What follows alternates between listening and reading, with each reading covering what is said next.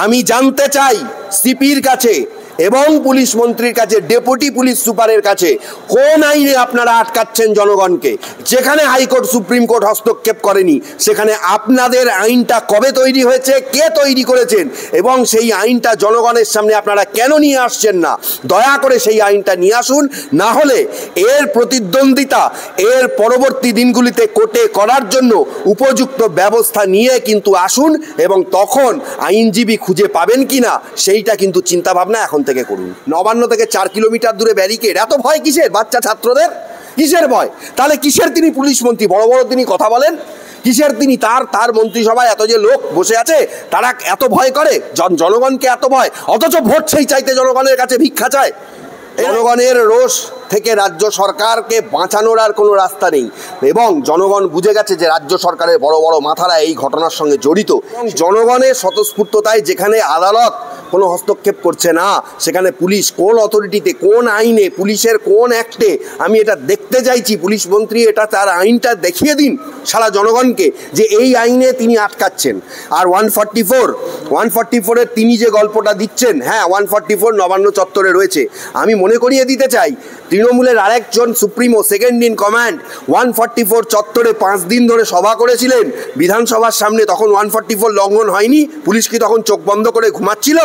আমি মনে করিয়ে দিতে চাই যে নেতারা যখন বিভিন্ন জায়গায় সভা সমিতি করেন, অনেক জায়গাতেই 144 থাকে, তখন কি পুলিশ ঘুমায়?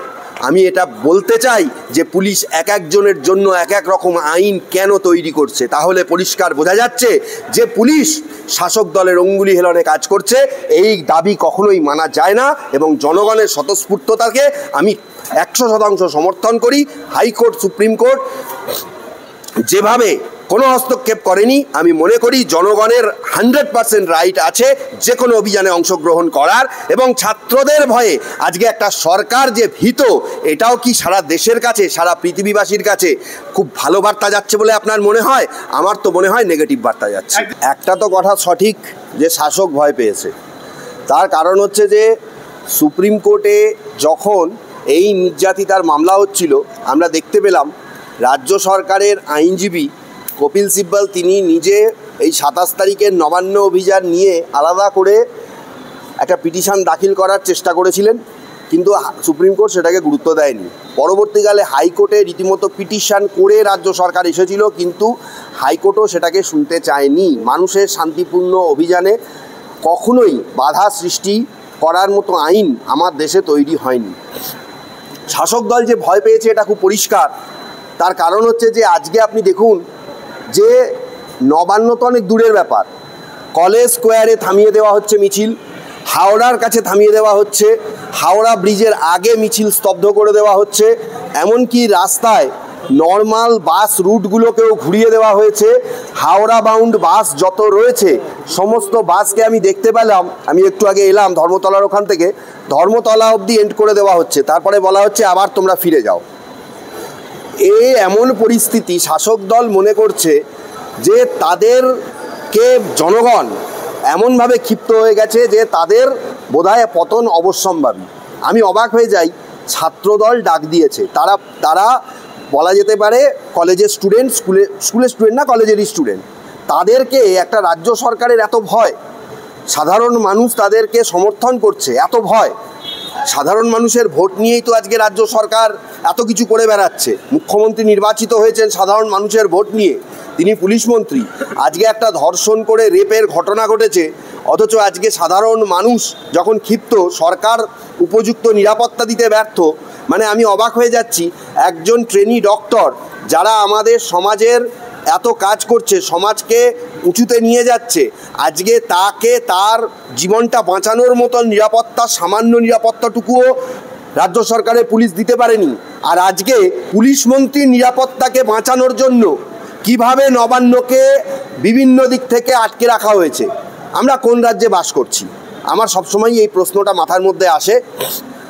নেহাত আমি বলবো যে হাইকোর্ট ছিল বলে বা সুপ্রিম কোর্ট যে 350 মানুষকে নোটিশ পাঠানো হয়েছিল তাদেরকে ডেকে পুলিশ কিছু করতে পারেনি। যদি এই ঘটনা আমরা দেখতে পেতাম মানে আমার তো মানে অবাক লাগছে যে কোন পরিস্থিতিতে কোন জায়গায় আমরা আছি এবং কোন জায়গায় আমরা বাস করছি। আমরা অত্যন্ত খারাপ পজিশনের মধ্যে রয়েছি। আর নবান্ন অভিযান নিয়ে আমি এইটুকু বলবো, ছাত্র সমাজের সঙ্গে সাধারণ মানুষ যে স্বতঃস্ফূর্ততার সঙ্গে এগিয়ে এসেছে, তাতে হয়তো মানে আধারে কোনো দিন দেখতে পাচ্ছে রাজ্য সরকার, সেই জন্য তাদের এত ভয়, এত জলকামান, এত পুলিশ, এত ব্যারিকেড, এত কিছু। এটা তো সত্যিই গ্রেপ্তার হয়েছে, মেন মিডিয়াগুলো তো দেখাচ্ছেই। অকারণে তাদেরকে তুলে নিয়ে যাওয়া হয়েছে থানায়, কারণ তাদের পরিচয় হচ্ছে তারা নাকি এসে গন্ডগোল পাকাতো। পুলিশের কাছে কোথা থেকে ইনফরমেশন ছিল আমি জানতে চাই। এরা ছাড়া পাবে কি পাবে না পরবর্তীকালে, আজকে কোর্টে প্রডিউস হবে কি কালকে হবে, কালকে কোর্টে কি হবে সেটা পুলিশও জানে যে কোর্টে গেলে এদের হয়তো ছেড়ে দেওয়া হবে। কিন্তু মেন উদ্দেশ্যটাকে ঘুরিয়ে দেওয়ার জন্য যারা মেন উদ্যোক্তা ছিল তাদেরকে তুলে নেওয়া, পুলিশের এত ন্যাক্কারজনক ভূমিকা পুলিশ মন্ত্রীর অঙ্গুলি হেলন ছাড়া কখনোই সম্ভব নয়। জনগণ যেভাবে মাঠে নেমেছে, জনগণ যে স্বতঃস্ফূর্ততার সঙ্গে এগিয়ে এসেছে, তাতে সিঁদুরে মেঘ দেখছে শাসক দল, সিঁদুরে মেঘ দেখছে মুখ্যমন্ত্রী। আমি বলতে বাধ্য হচ্ছি, নবান্ন অভিযান একটা ছাত্রদের অভিযান, সেখানে তারা তো ভয়ের কি আছে? প্রতি মুহূর্তেই আমরা দেখি নবান্নে কিছু বলতে গেলে পুলিশ তাদের অ্যাটাক করে। ঠিক আছে, আমি মানছি সেটা তাদের ব্যক্তিগত ব্যাপার থাকে বা কুক্ষিগত কিছু ব্যাপার থাকে বা দলগত কিছু ব্যাপার থাকে, কিন্তু এটা সাধারণ মানুষের ব্যাপার। যাদের ভোট নিয়ে আজকে তিনি নবান্নে উঠেছেন তাদেরকেই আজকে তিনি নবান্নে ঢুকতে দিচ্ছেন না। এর থেকে বড় বেআইনি কাজ মনে হয় ভারতবর্ষের কোনো মুখ্যমন্ত্রী করেননি এবং ভবিষ্যতে করবেন কিনা আমার জানা নেই। যুবভারতী ক্রীড়াঙ্গনে তাতে পুলিশের ফতোয়া হচ্ছে কোনো পোস্টার নিয়ে আসা যাবে না, কোনো মাইক বা কোনো কিছু নিয়ে আসা যাবে না, এবং আরও কিছু কিছু তাদের লিস্ট আছে সেগুলো নিয়ে আসা যাবে না। ডার্বি ম্যাচ বন্ধ করে দিয়ে পুলিশ এটাই প্রমাণ করতে চেয়েছে যে তারা ভয় পাচ্ছে। যদি ডার্বিতে কোনো গণ্ডগোল হয়, যদি পোস্টার নিয়ে আন্দোলন হয়, সেটা সারা বিশ্বের কাছে বার্তা যাবে, সারা ভারতবর্ষের কাছে বার্তা যাবে। কিন্তু বার্তা যেতে আর বাকিটা কি আছে? সারা ভারতবর্ষ থেকে আন্দোলন হচ্ছে, ভারতবর্ষের বাইরে গিয়ে আন্দোলন হচ্ছে, ইংল্যান্ড, আমেরিকা, জার্মানি, অস্ট্রেলিয়া সমস্ত জায়গায় আন্দোলন হচ্ছে।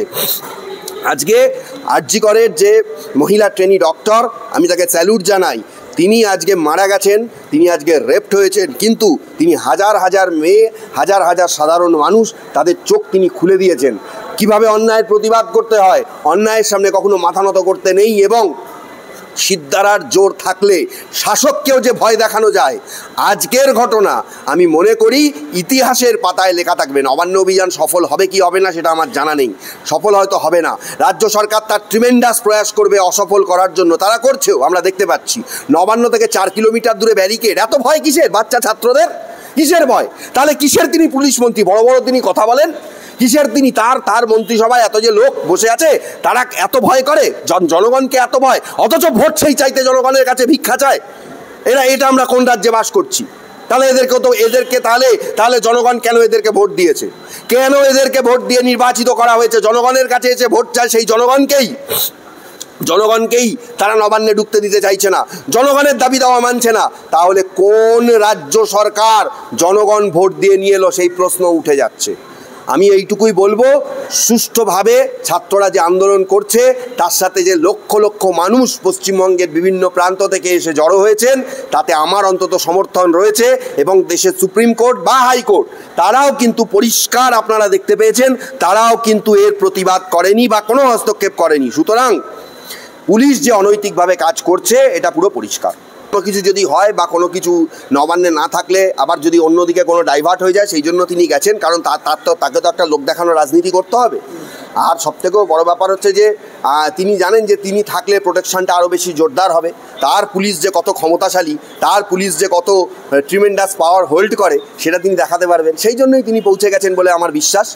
আমি মুখ্যমন্ত্রীকে শ্রদ্ধা করি, তিনি মুখ্যমন্ত্রী, তিনি মানুষের প্রতিনিধি, কিন্তু যে মানুষের ভোট নিয়ে আমার শুধু একটাই জায়গায় আপত্তি, যে মানুষের ভোট নিয়ে তিনি হয়েছেন মুখ্যমন্ত্রী, আজকে সেই মানুষের দাবি দেওয়া তিনি মানছেন না, সেই মানুষের দাবিকে তার দল সমর্থন করছে না। সুতরাং আজকে তার চেয়ার যে নড়ে গেছে এটা পুরো পরিষ্কার।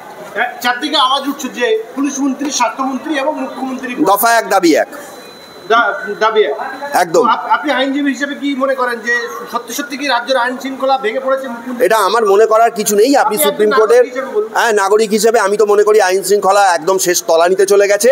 আমার মনে করার কিছু নেই এই কারণেই, কারণ সুপ্রিম কোর্টের জাজমেন্ট সবার সামনে রয়েছে। সুপ্রিম কোর্টের প্রধান বিচারপতি এবং তার মানে আরও 3 জন বিচারপতির বেঞ্চ এই জাজমেন্ট দিয়েছে এবং সেখানে তারা পরিষ্কার লিখে দিয়েছে যে পশ্চিমবঙ্গে আইন শৃঙ্খলা বলতে কিছু নেই এবং তারা বাধ্য হয়েছে আরজি করে আধা সামরিক বাহিনী দিয়ে আরজি করকে সুরক্ষিত রাখতে। সুতরাং এটা বোঝা যাচ্ছে যে পশ্চিমবঙ্গে আইন শৃঙ্খলা কিছু নেই। এটা আমার বলার দরকার নেই, দেশের সুপ্রিম কোর্টই এটা বলে দিয়েছে।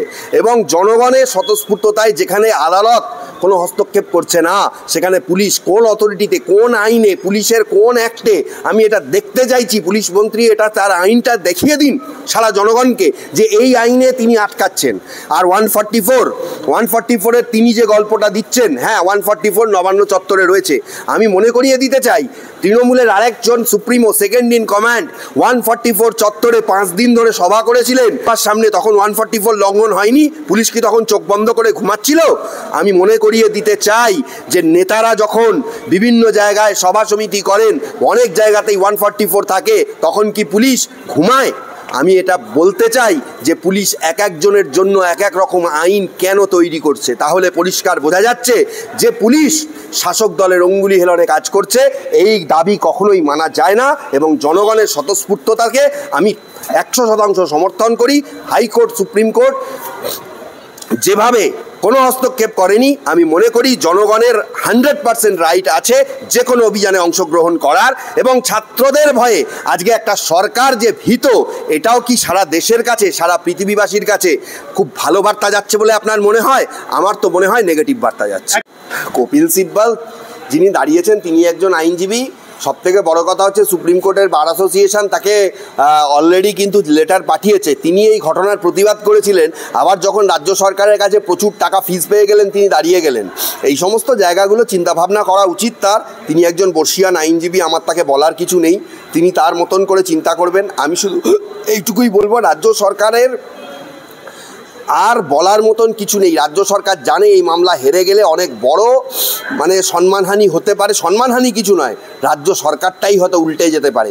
জনগণের রোষ থেকে রাজ্য সরকারকে বাঁচানোর আর কোনো রাস্তা নেই এবং জনগণ বুঝে গেছে যে রাজ্য সরকারের বড় বড় মাথারা এই ঘটনার সঙ্গে জড়িত।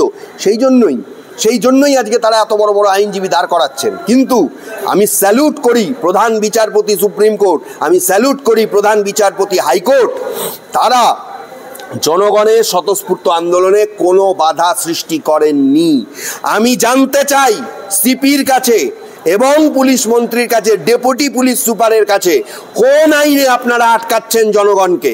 যেখানে হাইকোর্ট, সুপ্রিম কোর্ট হস্তক্ষেপ করেনি, সেখানে আপনাদের আইনটা কবে তৈরি হয়েছে, কে তৈরি করেছেন এবং সেই আইনটা জনগণের সামনে আপনারা কেন নিয়ে আসছেন না? দয়া করে সেই আইনটা নিয়ে আসুন, না হলে এর প্রতিদ্বন্দ্বিতা এর পরবর্তী দিনগুলিতে কোর্টে করার জন্য উপযুক্ত ব্যবস্থা নিয়ে কিন্তু আসুন এবং তখন আইনজীবী খুঁজে পাবেন কিনা সেইটা কিন্তু চিন্তাভাবনা এখন থেকে করুন।